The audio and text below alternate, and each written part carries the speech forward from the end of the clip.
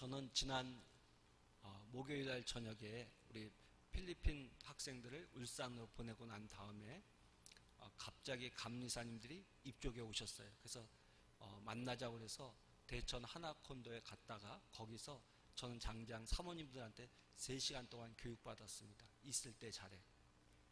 그리고 그 강의의 내용이 뭐였냐면은 여자들이 말하는 작은 것이란 무엇인가예요. 한번 따라합니다. 여자들이 말하는 작은 것이란. 여러분, 우리 남자분들 많이 당황했잖아요. 결혼하고 살아오면서 뭘 잘하는 것 같은데 늘 구박맞잖아요. 그럼 사람들이 내가 원하는 건 큰 게 아니라 무엇이다? 작은 것이다. 이제. 근데 저도 이해를 못했어요. 그 작은 게 도대체 뭔지, 그 작은 것이 무엇인가에 대해서 사모님들이 장장 3시간 동안 3분의 사모님이 저에게 얘기를 했어요. 그래서 4분의 감리사님들이 사모님들 앞에서 마치 쥐 앞에 고양이 앞에 쥐처럼 3시간 동안 아무 소리 못하고 그 이야기를 들었습니다. 그리고 깨달음을 얻었어요. 제가 오늘 이 아침에 나오신 여러분들을 위해서 제가 귀한 말을 하나 전해드릴 테니까 남자분들 잘 들으세요. 이 말을 깨달으면 여러분들이 이제 노년이 편안해지는 거예요. 아멘. 남자분들만 할렐루야. 예, 오늘 제가 하는 말을 잘 들으셔요. 성가대에 앉아있는 남자들도. 이거를 깨달으면 인생이 편해지는 거예요. 그 얘기를 아무리 설명하는데 선뜻 뭔지 잘 모르겠더라고요. 그러니까 한 사모님이 답답한지 얘기 말미에 이런 얘기를, 목사님, 제비들이 여자들을 유혹할 때 어떻게 하는지 아세요? 그런 거예요. 그래서 제가 제비가 아니니까 잘 모르잖아요. 제비들이 여자들 유혹할 때 이렇게 한대요. 식사할 때 생선을 시킨대요. 그리고 식사하면서 그 생선을 다 발라준다는 거예요. 그런데 그 생선 발라주는 모습에 여자들이 다 넘어간다는 거예요. 여러분, 우리 보통의 남자들은 이해가 되지 않죠. 왜 그렇습니까? 우리가 평생 살면서 우리는 발라주기보다는 뭐 했어요? 발라준 것을 먹기만 했잖아요. 그런데 여자들은 뭐 특별한 게 아니라 식사할 때 생선을 뭐하기만 해도 발라주기만 해도 넘어진다는 거예요. 제가 그 얘기를 듣는 순간 여자들이 말하는 작은 것이란 무엇인가가 깨달아졌어요. 제가 그 강의를 듣고 난 다음에 금요일날 아침에 아내와 식사를 해서 식탁에 앉을 때 어떻게 했냐면은 생선이 없었어요. 그래서 어떻게 했냐면 식탁에다가 제가 수저를 항상 제 걸 제가 갖고 오거든요. 근데 그날따라 제가 집사람 수저를 뽑아서 제 걸 놓고 집사람 걸 놔줬어요. 그랬더니 집사람이 아니 왜 그래 그러더라고요. 그러니까 수저 하나 놔주는 것도 감동이 오는 거예요. 그래서 제가 그랬죠. 어제 내가 3시간 동안 교육을 받은 결과라고 그랬죠. 여러분들 잘 기억하셔야 돼요. 남자분들. 여자들이 말하는 작은 것이란 이런 거예요. 그래가지고 제가 감리사님들 단톡방이 있어요. 거기다가 어제 교육받은 효과가 있었습니다 하고 보고했더니 그 자리에 참여했던 분들이 다 답글을 달고 난리가 났어요. 그랬더니 나중에 감리사님들이 사모님, 그 특별히 강의하신 사모님 있어요. 그 사모님을 모시고 감리사님들만 교육을 좀 해야겠다라는 결의를 봤어요. 여러분, 행복한 가정이 행복한 교회의 첫 걸음인 줄로 믿습니다. 여러분들 잘 기억하셔야 돼요. 내가 신앙생활 잘한다고 내 가정이 행복해지는 게 아니에요. 내가 가정을 행복하게 해야 교회도 행복한 거예요. 여러분, 가끔 보다 보면 우리가 교회 나와서 생활하다 보면 어떤 일이 있냐면은 성도님인데 평소에 친하게 지냈던 성도인데 아무런 문제도 없는데 갑자기 그분이 나에게 화를 낼 때가 있어요. 목사에게 화를 낼 때가 있습니다. 예배 마치고 당황스러울 때가 있어요. 그러면은 싸움이 나거나 상처를 받았다고 그래요. 그러한 이야기를 들은 분들이. 근데 가만히 들여다보면 대부분의 그런 분들은 집에서 한바탕 하고 오신 분이에요. 예배 드리기 전에. 그러니까 그게 분이 안 풀려서 왔는데 얘기하다 보면 우리 교인들에게 쏟아낼 때가 많이 있어요. 그래서 교회에서 상처를 받았다는 분들이 생기고 문제가 생길 때가 있습니다. 그래서 여러분들 잘 기억하셔야 돼요. 가정이 평안해야 교회가 평안하게 될 줄로 믿습니다. 아멘. 여러분, 제가 축복할 테니까 크게 한번 아멘 해서 여러분들의 가정이 예수의 은혜 안에서 평안하시기를 바랍니다. 말씀을 나누겠습니다. 오늘 함께 나눌 말씀은 우리가 너무나도 잘 아는 말씀이면서 사실은 대단히 어려운 말씀입니다. 목사가 성경을 읽고 해석하는 데 있어서 조금 어려워하고 힘들어하는 본문들이 있어요. 가끔. 그 본문 중에 하나가 오늘 본문 말씀입니다. 그래서 저는 오늘 본문 말씀을 원칙에 따른 설명을 하도록 하겠습니다. 그래서 여러분 한번 따라합니다. 말씀이 육신이 되어. 이 짧은 말 한마디가 우리 기독교의 진리를 담고 있어요. 다시 한번 따라합니다. 말씀이 육신이 되어. 자, 여러분 우리가 요한복음을 읽을 때 쉬운 것 같으면서도 어려운 복음서가 사실은 요한복음서입니다. 요한복음서 2장부터는 재미있게 읽을 수 있습니다. 그러나 요한복음 1장은 사실 읽어도 잘 이해되지 않는 부분들이 많이 있습니다. 근데 이 요한복음을 이해하는 데 있어서 결정적인 열쇠가 되는 본문이 하나 있습니다. 그것은 바로 요한복음서를 쓴 요한이 내가 요한복음서를 쓴 기록의 목적을 설명하고 있는 구절입니다. 요한복음 20장 31절입니다. 요한복음 20장 31절 우리 다 함께 찾아보겠습니다. 중요한 말씀이니까 여러분들 찾아보세요. 요한복음 20장 31절 말씀 우리 함께 천천히 요한복음 20장 31절 말씀을 봉독합니다. 천천히 함께 읽습니다. 오직 이것을 기록하면 너희로 예수께서 하나님의 아들 그리스도이심을 믿게 하려 하며 너희로 믿고 그 이름을 힘입어 생명을 얻게 하려 함이니라. 아멘. 그러니까 요한이 이 요한복음서를 쓴 목적이 있는데 그것은 무엇이냐면은 예수가 하나님의 아들 그리스도이심을 믿게 하려고 우리의 구원의 주요 구속의 주이심을 믿게 하기 위해서 이 글을 썼다는 거예요. 그리고 또 하나의 목적이 있다면 바로 사람들이 자신이 쓴 이 요한복음서를 읽고 예수를 믿고 영원한 생명을 얻기 위해서 이 요한복음서를 썼다는 거예요. 그러니까 요한복음서의 그럼 내용은 무엇이냐? 일관되게 예수가 누구시다? 하나님의 아들이다. 예수가 누구시다? 우리를 구원하기 위해서 이 땅에 오셔서 십자가에 못 박혀 죽으신 분이시다라는 것을 알려주기 위해서 이 책을 썼다는 거예요. 그리고 두 번째는 이 글을 읽는 사람들이 이 사실을 뭐하도록 믿고 하나님 예수를 통해서 우리에게 가져온 영원한 생명을 얻게 하기 위해서 이 글을 쓴다라고 요한은 이야기하고 있어요. 그러니까 여러분 그러니까 우리가 성경을 읽을 때 주셔야 될 거 뭐냐? 요한복음서를 읽으면서 우리가 주목해야 될 것은 무엇이냐? 예수님이 어떤 분이신가? 도대체 예수님이 어떤 분이신가? 왜 예수님이 하나님의 아들이신가에 대해서 관심을 갖고 성경을 읽어야 됩니다. 그럴 때 요한복음을 이해하게 되고 우리가 예수를 알고 예수를 믿게 되고 예수를 믿음으로 영원한 생명을 얻게 될 줄로 믿습니다. 아멘. 자, 그런데 요한이 이렇게 예수님이 하나님의 아들이시고 우리의 구원의 주요 구속의 주이심을 믿게 하려고 글을 쓰면서 오늘 보니까 요한복음 1장 14절에서 선언적으로 이렇게 말하죠. 말씀이 육신이 되어. 자, 이 말씀이 굉장히 중요한 말씀인데 다시 한번 따라하세요. 말씀이 육신이 되어.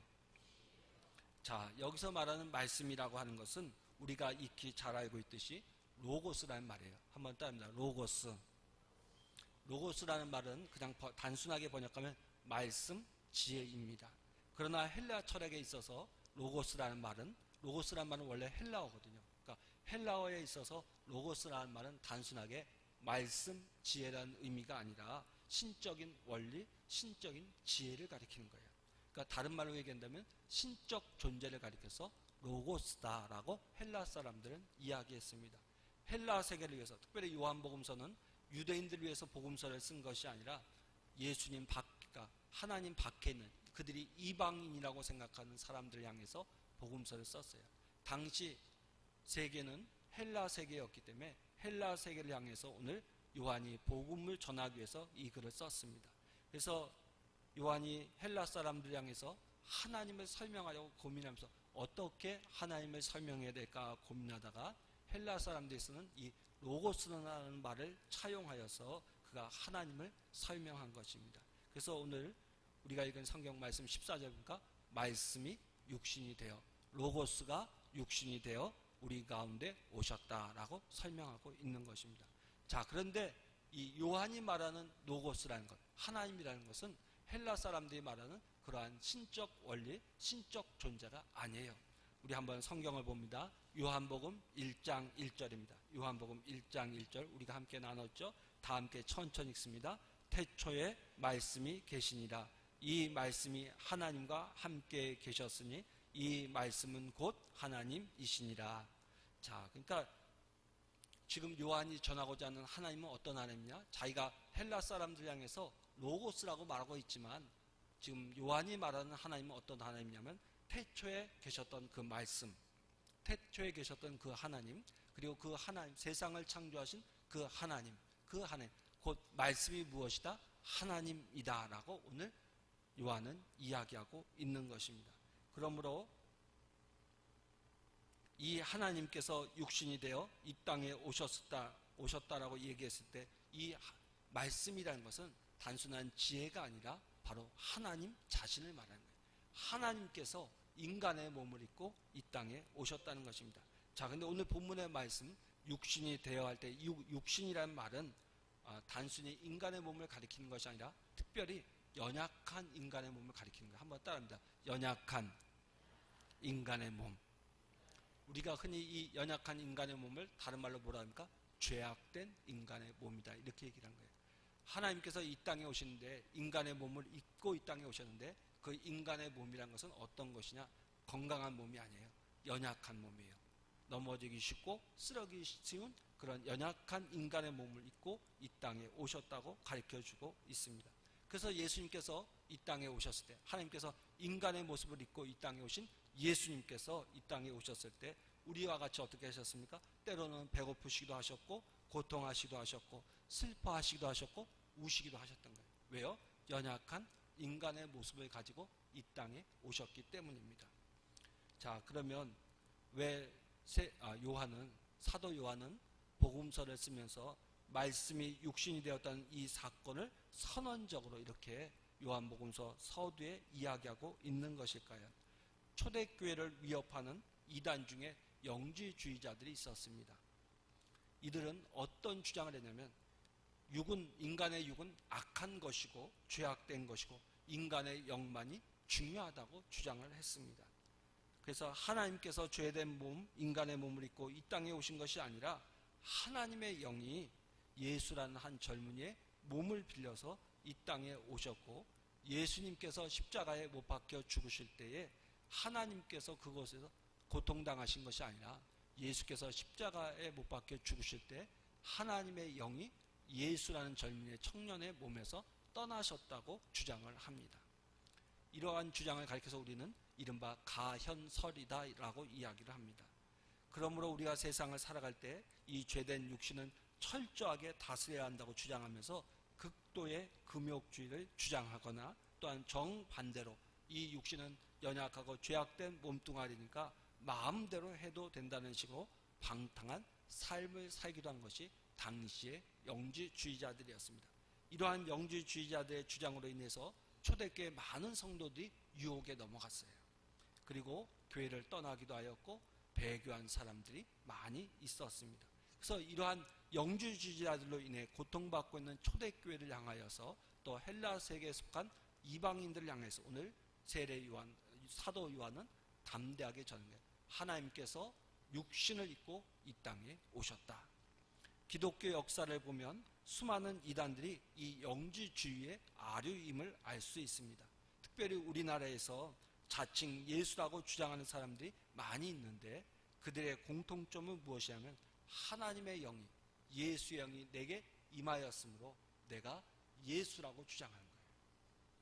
우리가 신천지가 가장 요즘 극성인데 신천지 이만희의 주장도 여기서 벗어나지 않습니다.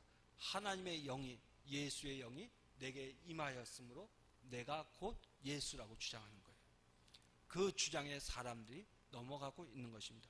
그러므로 오늘 이 시대를 사는 우리들에게 있어서도 오늘 사도 요한의 이 메시지는 대단히 중요한 것입니다. 한번 따라합니다. 말씀이 육신이 되어, 그러니까 이 말은 다시 말하면 하나님이 육신을 입고 이 땅에 오셨다는 말이에요. 따라합니다. 하나님께서 육신의 몸을 입고 이 땅에 오셨다. 여러분 무슨 말씀입니까? 참 하나님께서 참 인간의 모습으로 이 땅에 오셨고 우리를 위해서 하나님께서 십자가에 못 박혀 고통하시며 죽으셨다는 것입니다. 왜 이것이 중요합니까? 사도 바울은 이렇게 말합니다. 우리 바울을 통해서 한번 알아보겠습니다. 빌립보서 2장 6절로 8절의 말씀입니다. 성경 빌립보서 2장 6절로 8절의 말씀.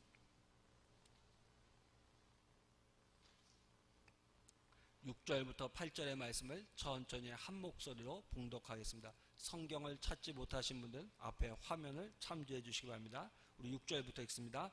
그는 근본 하나님의 본체시나 하나님과 동등됨을 취할 것으로 여기지 아니하시고 오히려 자기를 비워 종의 형체를 가지사 사람들과 같이 되셨고 사람의 모양으로 나타나사 자기를 낮추시고 죽기까지 복종하셨으니 곧 십자가에 죽으심이니라. 아멘. 하나님께서 연약한 인간으로 이 땅에 오셔서 우리의 죄를 대속하기 위해서 십자가에 못 박혀 죽으셨다고 오늘 사도 바울이 설명하고 있는 것입니다. 하나님 앞에 범죄한 인간의 죄를 해결하기 위해서는 죄 없는 인간의 죽음이 필요했습니다. 왜 그렇습니까? 죄의 싹은 사망이기 때문입니다. 죄를 지은 사람은 반드시 죽어야 했습니다. 그래서 인간이 죄를 지음으로 그 죄를 대속할 사람이 필요했습니다. 그런데 죄 지은 인간을 위해서 죽을 수 있는 죄 없는 인간이 아무도 이 땅에 없었습니다. 그래서 죄 없는 하나님께서 인간의 몸을 입고 죄 없는 동정녀 마리아를 통하여서 이 땅에 오셨던 것입니다. 그리고 우리의 죄를 대신 짊어지시고 십자가에 못 박혀 죽으심으로 인간의 죄를 인간의 죄의 대가를 지불하시고 용서받으시게 하신 것입니다. 그리고 이 사건을 믿는 자마다 하나님께서 우리의 죄를 대속하시기 위해서 인간의 몸을 입고 이 땅에 오셔서 십자가에 못 박혀 죽으셨다는 이 사실을 믿는 사람마다 죄 사함 받고 영생을 얻게 하신 줄로 믿습니다.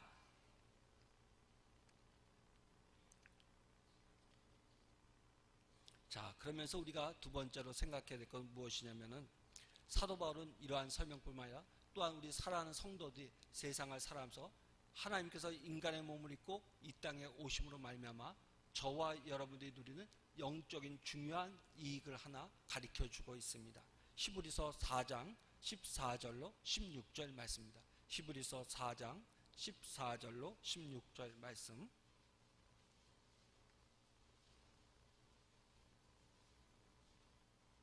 앞에 화면을 참조하시길 바랍니다. 다 함께 천천히 읽습니다.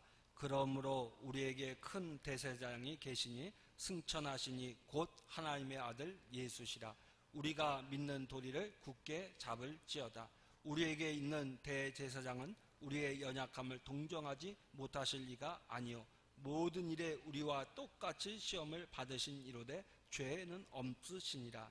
그러므로 우리는 긍휼하심을 받고 때를 따라 돕는 은혜를 얻기 위하여 은혜의 보좌 앞에 담대히 나갈 것이니라. 아멘. 자, 여러분 특별히 15절과 16절의 말씀들을 여러분들이 중요시해야 됩니다. 왜 하나님께서 인간의 몸을 입고 이 땅에 오신 것이 우리에게 중요하냐? 예수님께서 우리를 위하여 중보자가 되어서 하나님 앞에서 기도하시는데 이 예수님이 어떤 분이시냐? 우리와 똑같이 시험을 받으시니로되, 다른 말하면 우리와 똑같이 세상에서 모든 인생사를 경험하신 분이기 때문에 그분께서 우리를 때를 따라 돕는 은혜를 긍휼하심을 받고 그분으로 인하여 우리가 긍휼하심을 받고 때를 따라 돕는 은혜를 얻을 수 있다. 그런 말씀이에요. 여러분, 제가 이 말씀을 읽으면서 하나 생각이 난 게 있어요. 제가 우리 교회에 와서 연로한 성도님들을 대하면서 신방을 많이 하면서 권면을 했습니다. 자, 근데 그때 연로하신 권사님들이 많은 육신의 질고로 고통받고 계신데 그분들의 고통, 괴로움, 힘듦을 이해하지 못했댔어요. 근데 제가 3년 전에 쓰러지고 나서 이렇게 회복 가운데 있으면서 제가 잊혀지지 않는 분이 한 분 계십니다. 너무너무 감사한 분이 제게 생겼어요. 누구냐면 바로 고 최창매 권사님입니다. 아마 여러분 최창매 권사님을 기억하시는 분 계실 거예요.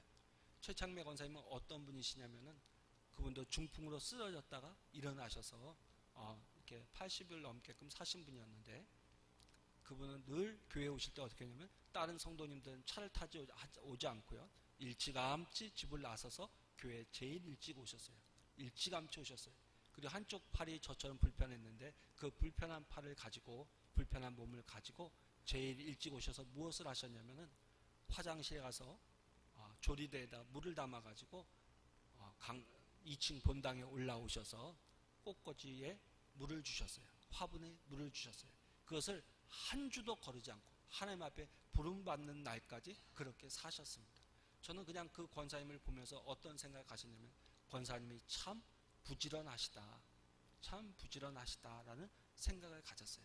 근데 제가 아프고 보니까 그 권사님께서 아침 일찍이 일어나서 교회에 걸어오신 일, 그리고 물을 떠서 불편한 한 손을 가지고 물을 떠서 이 예배당 2층을 걸어서 올라오셔서 강단 앞에 놓였던 화분과 꽃꽂이를 돌보는 일이 얼마나 힘들고 어려웠을까 하는 것이 느껴지는 거예요.